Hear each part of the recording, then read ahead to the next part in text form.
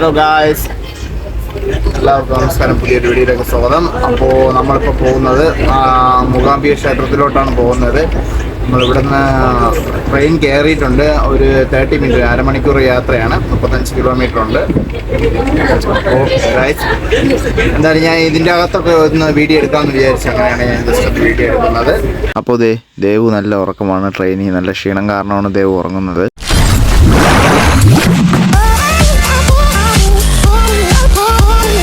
പോകുന്ന സമയത്ത് തന്നെ ഞാൻ ട്രെയിനിനകത്ത് നിന്ന് കുറച്ച് വീഡിയോ ഒക്കെ എടുത്ത് നല്ല മനോഹരമായ കണ്ടോ, നല്ല കാഴ്ചകളാണ്, നല്ല പച്ചപ്പ് നിറഞ്ഞു. പിന്നെ ഈ നെൽപ്പാടങ്ങൾ മൊത്തം ഈ വരണ്ട്, നല്ല ചൂട് കാരണം ഇങ്ങനെ വരണ്ട് ഇങ്ങനെ കിടക്കുകയാണ്.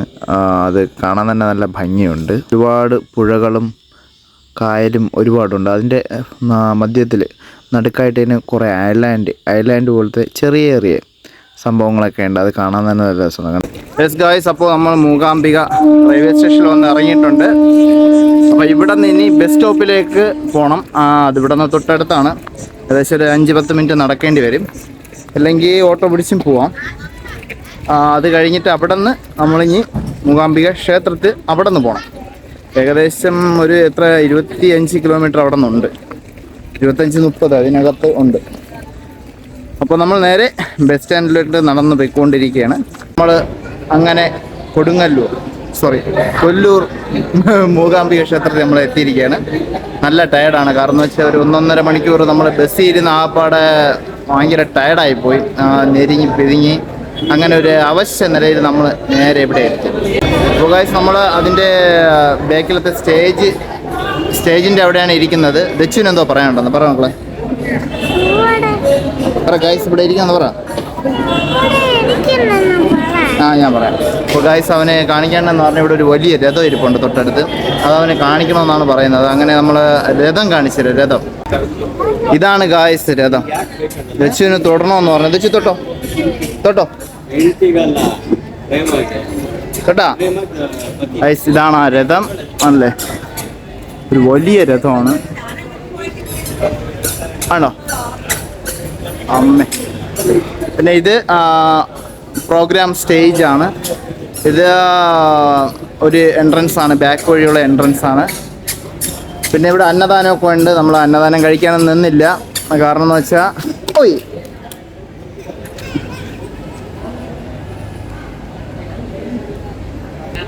അപ്പോൾ ഗായ്സ്, നമ്മൾ ഇനി തൊഴാൻ പോവുകയാണ്. 3 മണിക്കാണ് അടുത്ത തുറക്കുന്നത്. നമ്മളിവിടെ 1 മണി വരെ ഉള്ളൂ. അപ്പോൾ 1 മണി കഴിഞ്ഞ് അടച്ചിട്ടുണ്ട്. ഇനി ഹലോ, ഇവിടെ വന്നപ്പോൾ കണ്ട ഹായ് പറ.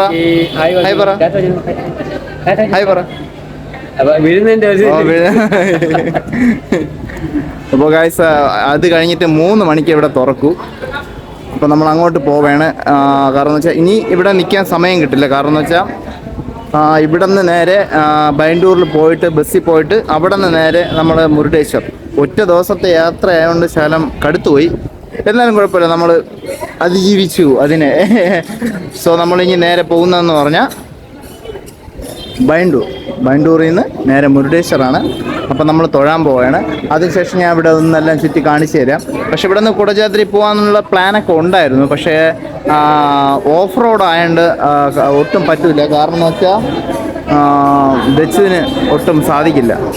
പറ്റും, പക്ഷേ എന്തോ എനിക്കൊരു ചെറിയൊരു അൺകംഫർട്ടബിളാണ്, അതുകൊണ്ട് പറ്റത്തില്ല. അപ്പം നമ്മളെന്തായാലും പോവുകയാണ് ഗായ്സ്, പോവുകയാണ്. കൂടെ ഇരിപ്പുണ്ട് ഗായ്സ്. ഒരു ആശ്വാസം എന്ന് പറയുന്നത് വേറെ ഒന്നുമല്ല. നമുക്കിവിടെ ഇതേപോലെ ഒരു നടപ്പാതയുണ്ട്. അതുകൊണ്ട് വരുന്ന ആളുകളായിരുന്നാലും പെട്ടെന്ന് തളരെയൊന്നുമില്ല. അവർക്ക് സുഖമായിട്ട് നടന്നു പോവാം. പിന്നെ ചെറിയൊരു ഷോപ്പൊക്കെ ഉണ്ട് ഇവിടെ. അപ്പോൾ നമ്മളിപ്പോൾ നേരെ പോകുന്നതെന്ന് പറഞ്ഞാൽ എൻട്രൻസിൻ്റെ അവിടെയാണ് പോകുന്നത്. ഇവിടെയാണ് എൻട്രൻസ്. ഇവിടെ ഒരു നിരന്ന ക്യൂ ആണുള്ളത്. അപ്പോൾ നമ്മുടെ ഞാൻ വന്ന ഭാഗം തൊട്ട് ഇങ്ങറ്റം വരെ ക്യൂ ആണ്. ആളുകൾ ഇപ്പോഴേ ഇരുന്ന് തുടങ്ങി, അല്ലെങ്കിൽ തൊഴാൻ പോകാൻ പറ്റില്ല. അത്ര നല്ല, ഇന്ന് വീക്കെൻഡും കൂടെ ആയതുകൊണ്ട് നല്ല തിരക്കുണ്ട്. ഇതാണ് ഇതിൻ്റെ എൻട്രൻസ്. ഉണ്ടോ, പിന്നെ ഇതിൻ്റെ ബാക്ക് മൊത്തം മലയാണ്, മല ഏരിയയാണ്. നമ്മളെ കുടജാദ്രി അത് ഇതെല്ലാം നമ്മൾ ട്രെയിനിൽ ഇരുന്നപ്പോൾ തന്നെ ഞാൻ ദേവുവിൻ്റെ അടുത്ത് പറഞ്ഞു, ദേവു ഇതാണ് കുടജാദ്രി എന്ന്. അപ്പോൾ അവൾ എന്നെ കളിയാക്കി, ഇതല്ല അത് വെറുതെ ആണെന്ന്. പക്ഷേ അപ്പോൾ ഇവിടെ വന്നപ്പോഴാണ് നമുക്ക് മനസ്സിലായേ, അടിപൊളി മനോഹരം എന്ന് പറയാം. അപ്പോൾ ഗൈസ് നമുക്ക് അധികം സമയമില്ല. കാരണം എന്ന് വെച്ചാൽ നമ്മളിവിടെ തൊഴുത ഉടൻ തന്നെ ഇവിടെ നിന്ന് തിരിക്കുകയാണ്. അടുത്ത് ഇവിടെ നിന്ന് നേരെ ബൈണ്ടൂരിലേക്ക് പോയിട്ട് ബൈണ്ടൂരിൽ നേരെ നമ്മൾ മുരുടേശ്വർ പോവുകയാണ്. ഹലോ. അങ്ങനെ എന്താ പറയുക, പിന്നെ ഉള്ളതെന്ന് പറഞ്ഞാൽ നമ്മുടെ ബസ് ട്രെയിനും ടൈം നോക്കി വന്നില്ലെങ്കിൽ പണിയാണ്. കാരണം വെച്ചാൽ ട്രെയിനിൽ പോകാൻ മാക്സിമം നിൽക്കരുത്. കാരണം വെച്ചാൽ അത്ര ഡിലേ ആണ്.